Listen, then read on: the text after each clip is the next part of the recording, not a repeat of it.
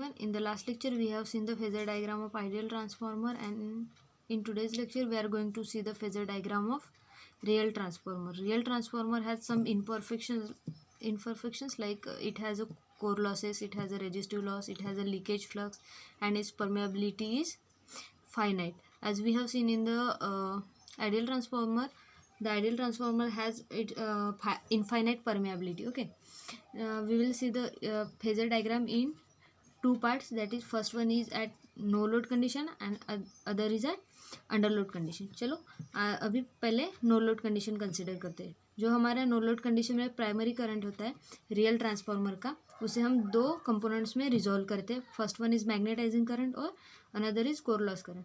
Core loss current जो होता है हमारा, कोर लॉस करंट जो होता है वो हमारे रियल ट्रांसफार्मर में प्रेजेंट होता है और आइडियल में नहीं होता है. आइडियल ट्रांसफार्मर में क्यों नहीं होता है कोर लॉस करंट?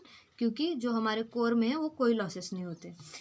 और अनदर फैक्टर है लीकेज फ्लक्स. जो लीकेज फ्लक्स जो है वो हमारे रियल ट्रांसफार्मर में होता है. क्यों, कैसे कि हमने जैसे सप्लाई दिया यहाँ पे करंट के वजह से फ्लक्स सेटअप हुआ, और जितना भी फ्लक्स कोर में सेटअप होता है वो सेकेंडरी को लिंक करता है, और कुछ अमाउंट ऑफ फ्लक्स जो है वो एयर से पास होता है, उसे हम कहते हैं लीकेज फ्लक्स. ठीक है, तो चलिए हम इसका फेजर डायग्राम बनाते हैं.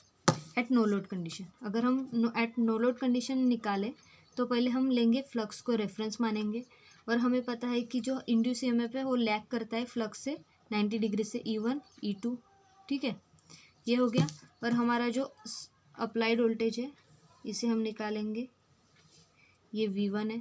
ठीक है, और हमारा जो इंड्यूस ईएमएफ है प्राइमरी का, that is E1 is equal to रहेगा minus E1 is equal to, उसे हम V1 डैश कंसिडर करेंगे. ठीक है, ये यहाँ पे क्यों है? क्योंकि यहाँ पे लॉसेस होते हैं. कौन से?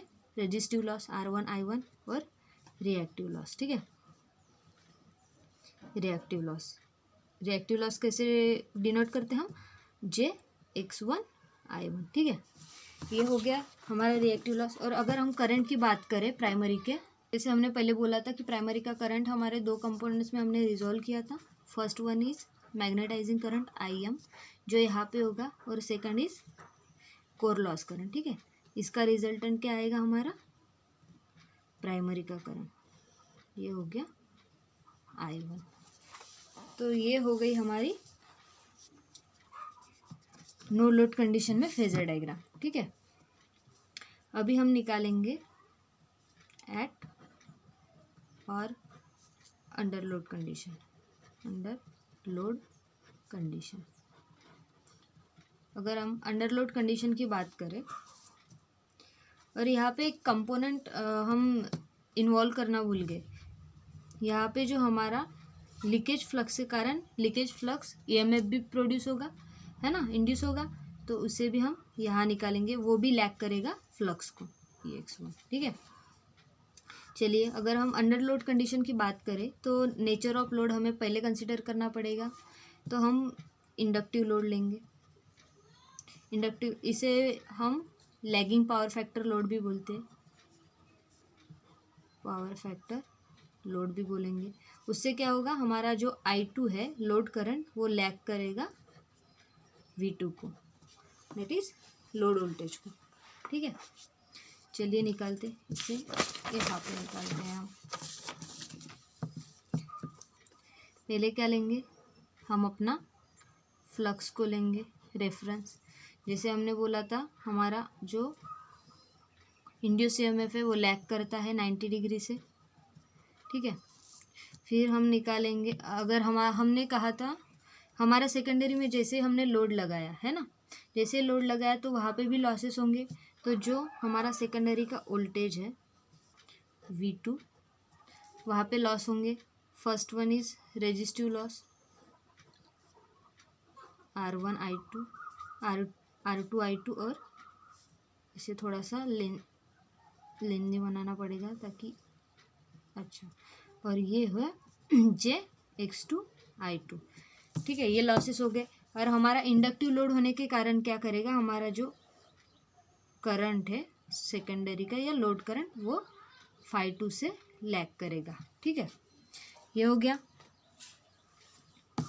फिर हम निकालेंगे हमारा, जैसे हमने अंडरलोड कंडीशन में निकाला था, पहले हम उसका वोल्टेज निकालेंगे।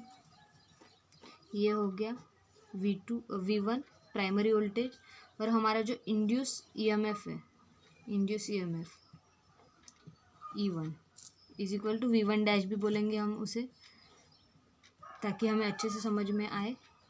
R1 I1 ये रेजिस्टिव लॉस हुआ, और ये हुआ हमारा reactive loss X2 X1 I1। ठीक है।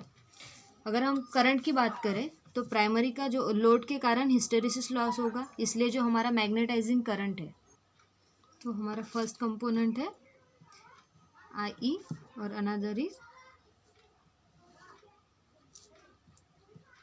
I1 डैश, और इसका रिजल्टेंट क्या आएगा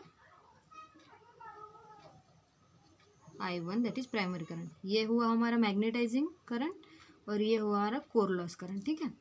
तो इस प्रकार हमारा लोड कंडीशन में डायग्राम बनेगा, फेजर डायग्राम। ठीक है। आई होप आपको समझ में आया हो। अगर चीज़ें समझ में आई है तो please hit the like button. अगर नए हो तो सब्सक्राइब कर ले हमारे चैनल को, और thank you for watching the video.